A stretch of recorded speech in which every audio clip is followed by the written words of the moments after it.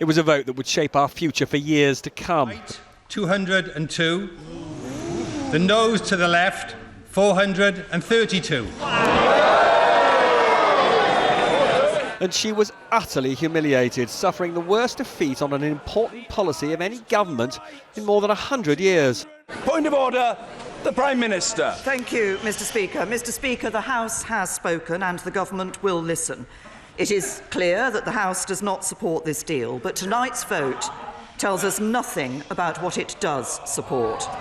Theresa May said she'd now sound out her partners in government, Northern Ireland's DUP and other senior parliamentarians from all parties, to see if a different version of Brexit could command their support, and then she'd see if the European Union would agree to that revised plan to leave the EU.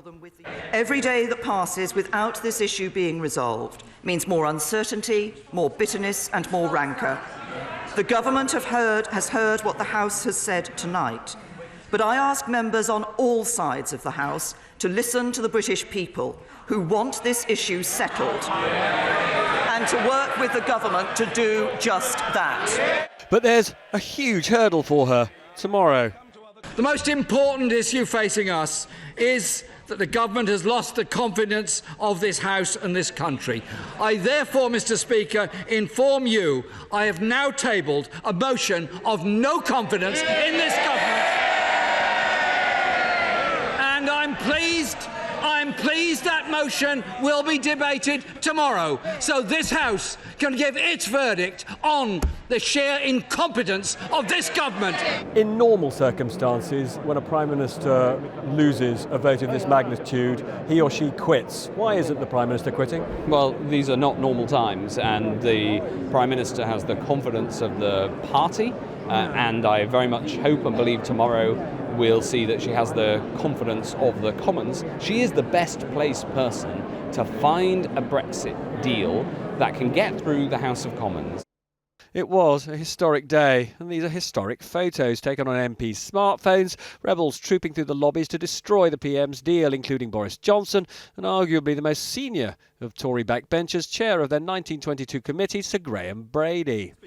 The writing was on the wall when MP after MP from all parties turned against the Prime Minister, such as the former Minister Owen Paterson. This is a betrayal of what the people voted for.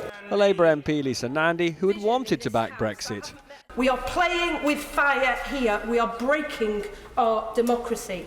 And a May loyalist, Sir HUGO SWIRE. It is with a heavy heart that I shall not be supporting the government this evening.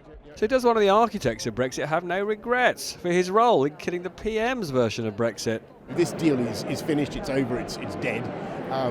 We need a new deal, a better deal, and it's, I think, that to be done. She needs to go back and get something that really allows us to take advantage of Brexit.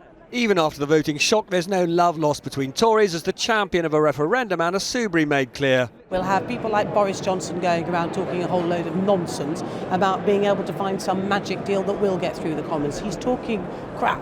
Sorry, but we've got to, everybody now has got to be proper grown-ups and responsible, and they've got to put their national interest first. And the national interest is the only way is to get it back to the British people and let them decide. So how likely is it that the Prime Minister will tomorrow lose that confidence motion? Well, Northern Ireland's DUP, one of the architects of her big flop today, says tomorrow it will stand by her. Now that we have managed to defeat the Withdrawal Agreement with its toxic backstop, it would be entirely wrong for us now to bring the government down. A very odd alliance, which explains the Prime Minister's disaster. Cheers at her failure from those who want what they think of as a truer Brexit and those who want no Brexit at all.